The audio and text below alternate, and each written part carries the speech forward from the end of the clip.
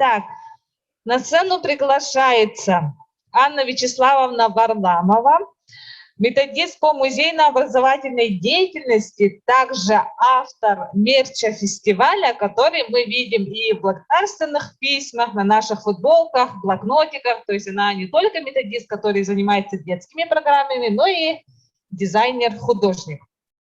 Ага, Анна Вячеславовна, пожалуйста. Всем привет! Приветствую вас, дорогие друзья. Меня зовут Аня, как Аина меня представила. Да, я являюсь куратором детских именно занятий в нашем Якутском музее. И я бы хотела вот немного рассказать и поделиться опытом, наверное, о проведении вот таких вот занятий. Музей для детей называется моя тема. Работаю я, вот, получается, в музее не так давно, но мне повезло с тем, что я работаю с детьми, и с творчеством я связана, ну, сколько себя помню. И, ну, думаю, что это мне реально повезло, потому что когда ты находишь ту нишу, когда тебе удобно и приятно работать, то ты не работаешь как бы ни одного дня, как говорят, да? И вот, работая в музее, мы как бы таких две проблемы выявили. Это вот посещение музея по принуждению, то есть здесь я уже сразу остановлюсь, да, поподробнее. Это имеется в виду те самые экскурсии и те занятия, которые проходят школьники, приходя в музей, то есть, ну, экскурсии, да. Они приходят большими группами, и кто-то слушает, кто-то их вообще не слушает, ну, то есть они просто приходят в музей, и получается, они как уже, наверное, для наших смотрителей это как бы головная боль. Очередная шумная группа пришла и уходит, получается. То есть вот это получается, я считаю, что это как раз-таки проблема. Вторая проблема – это вот музейные занятия во время пандемии. То есть если даже они и приходили, то, конечно же, коррективы внесла вся эта вот такая ситуация, стала посещаемости намного меньше, получается.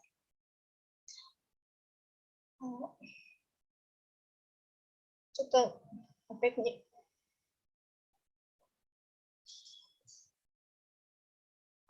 Даша, можно мой телефон, пожалуйста? Ой, далеко ушло.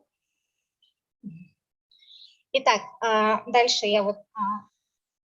Видно, да? Творчество и музей. То есть как вообще все это связано? То есть наша вот получается задача привить любовь к музею через творчество. Тут вот на фотографии видно, да, что дети заняты творчеством, и им это очень нравится.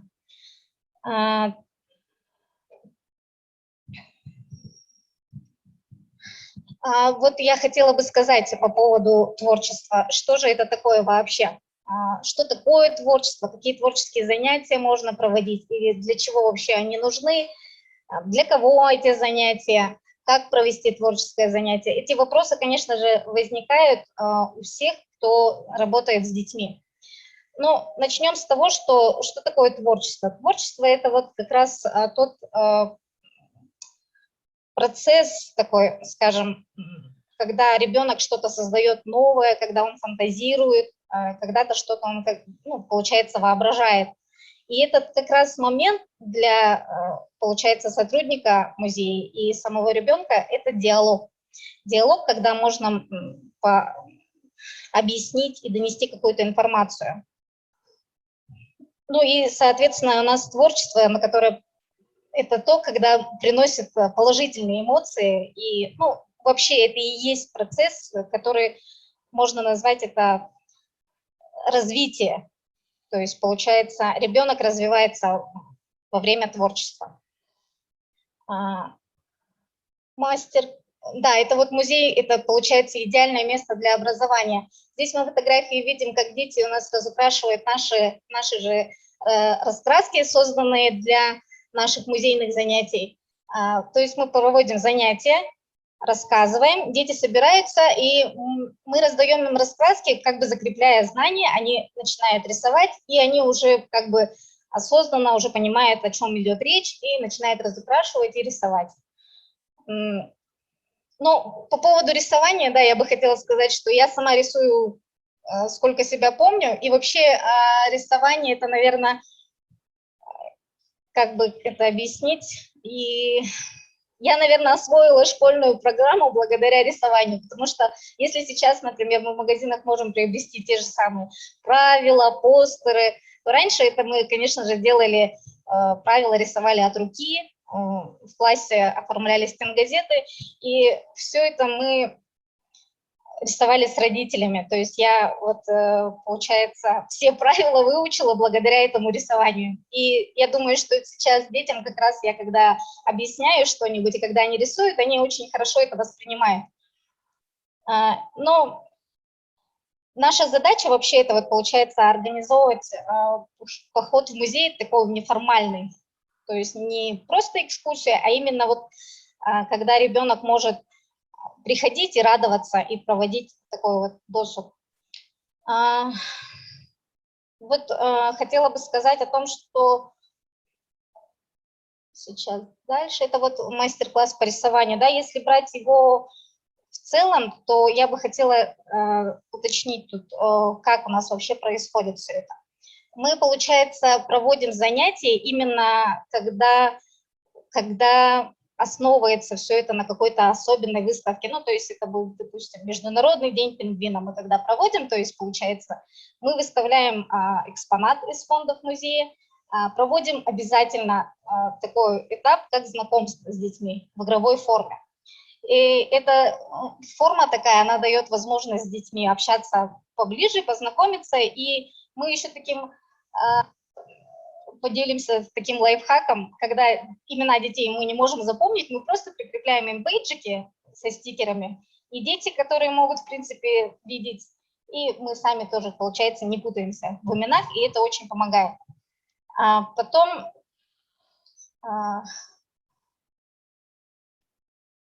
ну вот как раз вот здесь на фотографии видно, это как раз Международный день пингвина.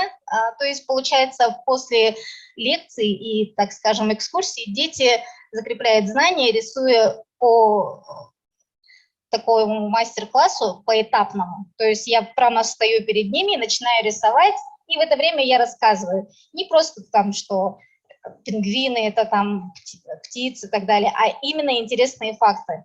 Факты у детей, ну, то есть остаются в голове быстрее, и они запоминают это. И вот в процессе рисования и как раз вот эти вот факты мы рассказываем. Вот как раз знакомство с детьми, то есть вот этот момент, я считаю, что очень главный, такой особенный момент. Затем мы еще добавляем ко всему занятию еще подвижные игры. Подвижные игры, они тоже расслабляют этих детей, как бы они уже, у них реально остается такая подкорки, что в музей можно приходить, и это весело, и это здорово, и они в следующий раз, ну, спрашиваешь, когда ты придешь в следующий раз, и они с удовольствием говорят, да, мы обязательно придем. То есть вот это вот игры, они очень помогают. Про необходимые материалы я бы тоже немножко сказала, что мы работаем, вот, например, каждый раз рисуя, например, я предложила бы, если вот вы будете проводить какое-то музейное занятие с рисованием, то это краски лучше выбирать, например, гуашь. Мы работаем с гуашью, потому что они яркие, то есть они лучше, чем, например, те же акриловые или же акварельные краски. Потому что, ну, акварель, она очень сложная в работе, и детям нравится вот рисовать гуашью. По поводу кисточек тоже у нас такой есть пунктик. Детям очень нравится узнавать, какие кисточки вообще существуют. То есть у нас их всегда, ну, несколько получается. Есть толстые, тонкие, им объясняешь это, и они это запоминают, и в следующий раз они уже знают, ага, значит, мы сегодня рисуем вот этими кисточками. Это тоже такой один из пунктов. У меня опять что-то не кликается.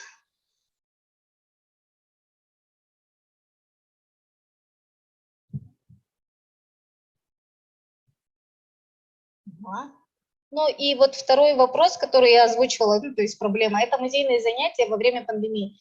То есть это, в принципе, как раз нам, как показалось, было не очень такой проблемой, потому что во время пандемии мы подключили очень много детей в онлайн-формате, то есть занятия проводились в онлайн-формате, и опять же тут по поводу материалов, если сразу говорить, то мы заранее подготавливаем, ну, детей, то есть руководителей подготавливаем, говорим, чтобы они подготовили сразу листочки, и мы параллельно с ними рисуем, и это тоже очень хорошее взаимодействие. Но также еще мы, получается, проводим детям вот дошкольного учреждения онлайн-подключение, но не только. Мы еще делали записи наших занятий, и то есть в план они ставят наши занятия, и в какой-то момент они слушают наше занятие, экскурсию или то-либо какое-то занятие, и после этого они получают обязательно занятие, задание точнее. Задание мы им рассылаем, а задание, вот как я уже говорила, мы делали сами тоже все, каждый раз на каждую тему мы придумываем, делаем раскраску, они либо ее обводят по точкам, либо они ее сразу же вот раскрашивают. И там еще у нас были как кроссворды, сканворды, то есть и вот соедини, обведи, и это их тоже очень затягивает, и им это очень нравится, и они потом все вместе фотографируют и отправляют. И даже с этими рисунками мы потом делаем такую виртуальную выставку. И, ну, получается, мы таким образом увеличиваем тоже охват просмотров, так как родители всегда хотят, чтобы их детей показали где-нибудь, и они очень, то есть, рассылают своим родным, посмотрите, вот мы приняли участие, вот мы здесь вот с ними занимаемся. И вот по поводу проектов, вот буквально недавно, вот 1 июня, в день, Международный день защиты детей, в нашем музее мы открыли такую вот детскую комнату, которая называется, вот мы его назвали проект «Наш музейный мир». Для чего мы вообще сделали этот проект? В этой комнате у нас, получается, есть две зоны. В одной зоне, как вы видите, есть совсем для маленьких, там те же раскраски, которые мы распечатали и подготовили, и выставочная часть. В выставочной части, вот получается, мы каждый раз прикрепляем к какой-то определенной теме. То есть сейчас у нас мы на открытии выставки пригласили участников, коллекционеров города Якутска и, естественно, из фондов нашего музея. Это выставлены игрушки советских времен. Тут мы, получается, объединили сразу же две темы. Это День защиты детей и, ну, дети, игрушки. И то есть они приходили и смотрели, какими игрушками играли их родители. И, ну, в общем, детям это тоже очень интересно. И мы также сразу же здесь провели акцию. Дети рисовали свою любимую игрушку. И так как, ну, очно очень мало, так скажем, посетителей маленьких, мы тоже также все проводили в онлайн-формате. То есть они нам все отправляют, мы собираем и делаем это как виртуальную выставку. И либо это виртуальная выставка, или же мы это делаем сразу как конкурс с вручением сертификатов, ну, и с объявлением каких-то победителей. И это очень стимулирует их принимать потом в дальнейшем участие. Ну, так кратко я вам все это рассказала. Спасибо за внимание. Если есть вопросы, пожалуйста.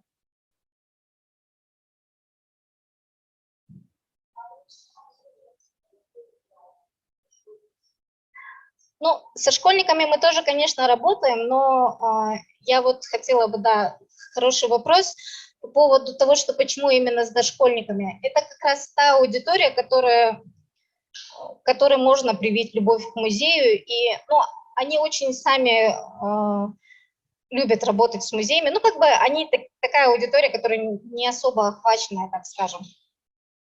Вот.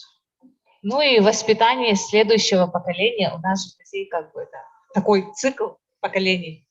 Да, мы проводим занятия по Zoom, нам как раз тут тоже такой лайфхак. Zoom у нас бесплатный, то есть мы специально ничего не покупаем. Детям, получается, достаточно того бесплатного времени, которое предоставляет эта платформа, на дольше их не хватает, в принципе. Поэтому это все проходит, все в Zoom.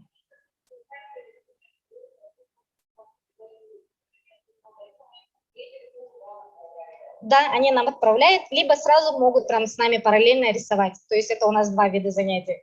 Когда сразу же показывают рисунок на экран и отправляют нам, и когда мы им даем задание, и они на следующий день отправляют нам, получается, уже. Мы заранее преподавателям отправляем план работы, который у нас с планом, с темами, названием, и к ним уже прикрепляем заранее. То есть распечатывают, конечно же, они у себя. Угу. Да?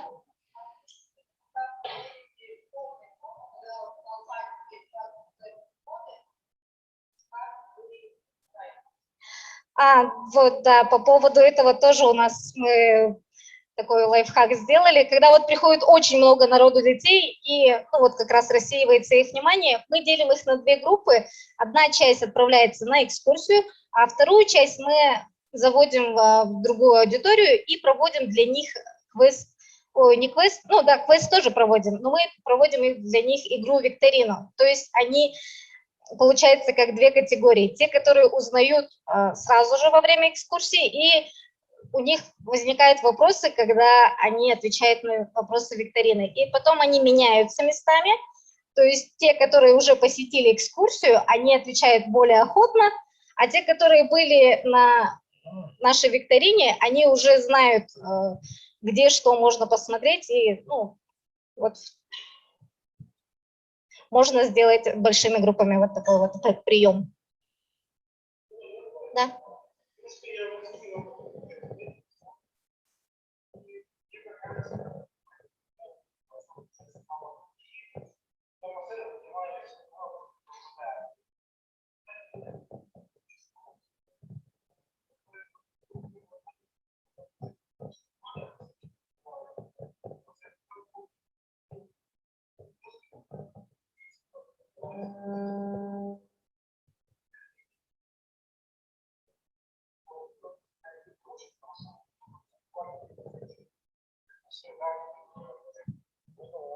Очень хорошую идею придумала.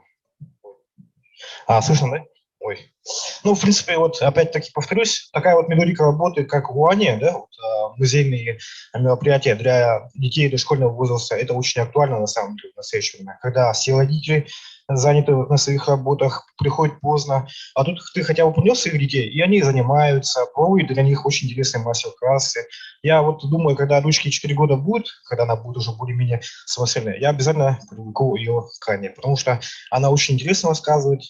Поэтому, я думаю, можно даже посоветовать другим музеям в своих курсах организовать примерно такие же такие мастер-классы, чтобы привлекать детей к чувству прекрасному. Поэтому, Аня, спасибо большое за такую возможность. Спасибо большое. Да. Спасибо большое за дополнение. Ну что ж, И вопрос. У нас есть, да, дети, которые постоянно приходят к нам, и они уже знают, какой день. У нас в основном это выходные дни мы проводим. Но сейчас с открытием, надеюсь, нашей комнаты мы будем проводить немного чаще и в будние дни, как кружки. Да, и мы будем уже набирать определенные группы по времени, все будет, ну, как бы запланировано заранее. А так сейчас у нас проходят они как бы свободное время, так скажем, ну, в субботу, воскресенье. И по определенным часам мы ведем запись, получается. Опять же, из-за пандемии мы ограничиваем количество детей. Ну вот, да. Давайте поблагодарим Анну Вячеславовну. И тоже хочу вручить от имени министра культуры благодарственное письмо и поздравляю с открытием, ну, с воплощением твоей идеи и мечты, с открытием детской комнаты.